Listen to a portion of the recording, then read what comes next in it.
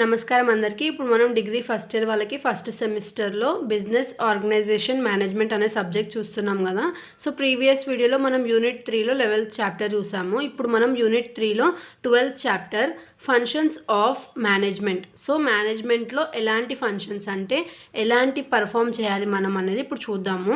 So ఇక్కడ మనకి nature of management process. So management process అనేది కంటిన్యూస్గా ఉంటుంది అనమాట. సో ఒకసారి ఈ ఆబ్జెక్టివ్ ఫినిష్ అయింది, రెస్ట్ తీసుకోవచ్చు అనేలా ఉండదు.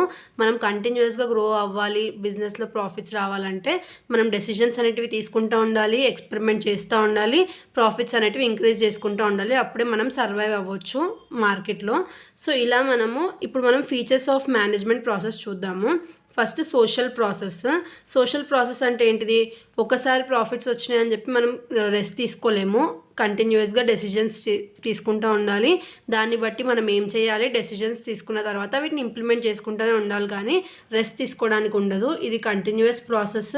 యూనివర్సల్ అంటే ఏంటంటే మనము ఏదన్నా ఒక యాక్టివిటీ అండర్టేక్ చేసాము, అది చిన్న యాక్టివిటీ అయినా దాని నుంచి తక్కువ ప్రాఫిట్స్ వస్తున్నా లేదంటే దాని నుంచి ఎక్కువ ప్రాఫిట్స్ వస్తున్నా సరే దాన్ని ఈక్వల్గా ఇవ్వాలన్నమాట. దానికి టైమ్, దాని మీద ఎక్స్పెరిమెంట్ లేదంటే డెసిషన్స్ అనేటివి.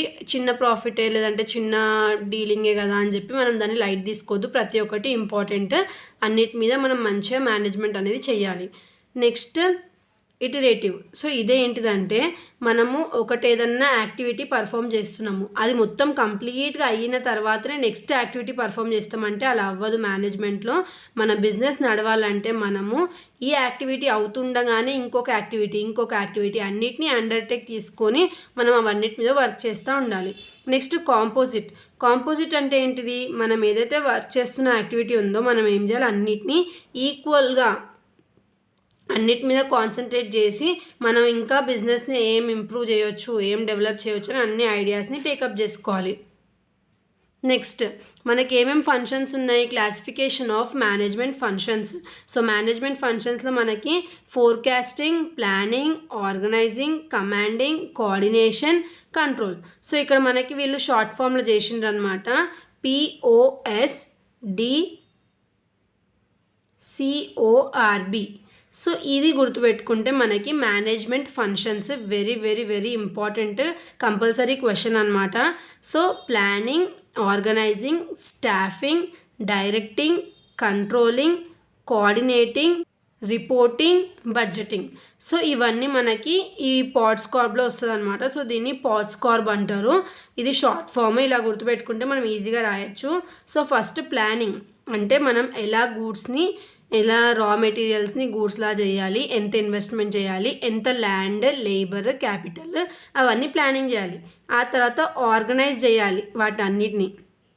స్టాఫింగ్ అంటే ఎవరికి ఎంత నాలెడ్జ్ ఉంది, ఎవరిని ఏ డిపార్ట్మెంట్లో వేస్తే మనకి ప్రాఫిట్స్ వస్తాయి. డైరెక్టింగ్, వాళ్ళని డిపార్ట్మెంట్లో వేసిన తర్వాత అలానే వదిలేకుండా మనం వాళ్ళని కంటిన్యూస్గా డైరెక్ట్ చేస్తూ ఉండాలి. తర్వాత కంట్రోలింగ్ అంటే మనం వాళ్ళని ఏవైతే యాక్టివిటీస్ ఉన్నాయో వీటిని కంట్రోల్ చేస్తూ ఎప్పుడప్పుడు మనం చూసుకుంటూ ఉండాలి. రిపోర్టింగ్, మనం చేసిన యాక్టివిటీస్ని మన టాప్ లెవెల్ మేనేజ్మెంట్లో ఉన్న వాళ్ళకి రిపోర్ట్ చేస్తూ ఉండాలి. లాస్ట్కి బడ్జెటింగ్, మనం ఇదంతా చేసిన తర్వాత మనకి ఎంతైతే అమౌంట్ అయ్యింది అనేది చూసుకోవాలి. సో ఇవన్నీ ఫంక్షన్స్ ఆఫ్ మేనేజ్మెంట్. కంపల్సరీగా మీరు ఈ క్వశ్చన్ వస్తుంది. సో ఈ షార్ట్ ఫామ్స్ గుర్తుపెట్టుకొని హెడ్డింగ్స్ ఏంటివో గుర్తుపెట్టుకుంటే మ్యాటర్ లోపల మీరు ఓన్గా రాయొచ్చు. సో ప్లానింగ్లో మనకి ఏంటిది, ఎలా మనము ఎవరికి అమ్ముతున్నాము, ఎక్కడ అమ్ముతున్నాము, ఎప్పుడు అమ్ముతున్నాము, ఎందుకు అమ్ముతున్నాము అనేది చూసుకోవాలి. ఆర్గనైజింగ్లో మనం ఏం చేస్తామంటే ఎలా ఆర్గనైజ్ చేయాలి, గూడ్స్ని ఎలా అరేంజ్ చేయాలి, ఎంత మెటీరియల్, ఎంత మనీ, ఎంత లేబర్, అది చూసుకోవాలి. స్టాఫింగ్లో మనకి ఏముంటుందంటే ఏ స్టాఫ్ని ఎక్కడ అపాయింట్ చేయాలి. డైరెక్టింగ్లో ఏముంటుంది, మనకి లీడర్షిప్ అనేది ఉంటుంది, కమ్యూనికేషన్ ఉండాలి, మనం కంటిన్యూస్గా మోటివేట్ చేస్తూ ఉండాలి ఎంప్లాయీస్ని. మనం సూపర్వైజర్ అంటే మనం కొంచెం హెడ్ లాగా ఉండి వాళ్ళని డైరెక్ట్ చేస్తూ ఇన్స్ట్రక్షన్స్ అనేటివి కంటిన్యూస్గా ప్రొవైడ్ చేస్తూ ఉండాలి. నెక్స్ట్ కోఆర్డినేషన్, వాళ్ళతో కోఆర్డినేట్ చేస్తూ ఉండాలి, మనం వాళ్ళకి హెల్ప్ చేస్తూ ఉండాలి. ఏమన్నా రావట్లేదంటే తిట్టుకుంటూ ఉండకూడదు వాళ్ళని, సో దట్ వాళ్ళకి ఇంట్రెస్ట్ అనేది పోతుంది అలా చేస్తే. కంట్రోలింగ్, మనం ఎలా ఉండాలంటే మనం ఏదైతే గోల్ ఉందో మనకి దాన్ని అచీవ్ చేయడానికి మనం వాళ్ళకి ఇచ్చిన వర్క్ని, ఎంప్లాయీస్కి ఇచ్చిన వర్క్ని మనం అట్లానే వదిలేసి వాళ్ళకి ఇచ్చినాం కదా అని వదిలేయకుండా మనం దాన్ని కంటిన్యూస్గా మానిటర్ చేస్తూ మనం కూడా వాళ్ళకి హెల్ప్ చేయాలన్నమాట. సో ఇవి చాలా important functions. Next inter relationship between management functions. So management functions అనేటివి ఎంత ఇంపార్టెంట్ అంటే ఏదన్నా యాక్టివిటీ మనం పర్ఫామ్ చేస్తున్నాము, ఏదైనా ప్రోడక్ట్ని రిలీజ్ చేస్తున్నామంటే దానికి ప్లానింగ్ ఉండాలి, ఆర్గనైజింగ్ ఉండాలి, మనకి స్టాఫింగ్ ఉండాలి, డైరెక్టింగ్ ఉండాలి, కంట్రోలింగ్ ఉండాలి, దాని మీద రిపోర్టింగ్ ఉండాలి, ఎంత బడ్జెట్ అవుతుంది అనేది కూడా మన దగ్గర మొత్తం డీటెయిల్స్ కంపల్సరీగా ఉండాలి. సో ఇవి మేనేజ్మెంట్లో important functions, compulsory question. So ఇది మనకి ఈ టాపిక్. నెక్స్ట్ వీడియోలో వేరే టాపిక్ చూద్దాము. Thanks for watching.